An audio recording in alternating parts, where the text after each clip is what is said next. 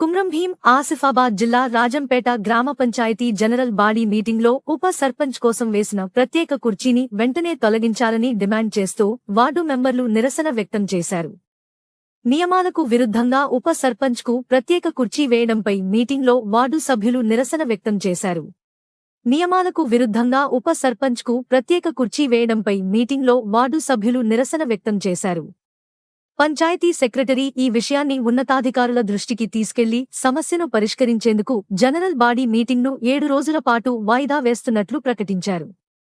ఈ 7 రోజులలోపు ఉప సర్పంచ్ కుర్చీ తొలగించే చర్యలు తీసుకుంటామని హామీ ఇవ్వడంతో వార్డు సభ్యులు శాంతించారు.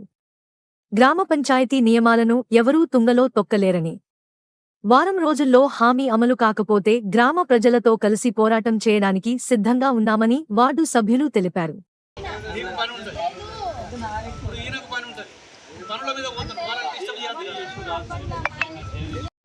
సార్లు కూడా 5 రోజుల నుంచి ఫాలోఅప్లో ఉన్నా, సార్ కూడా కనుక్కున్నారు. అది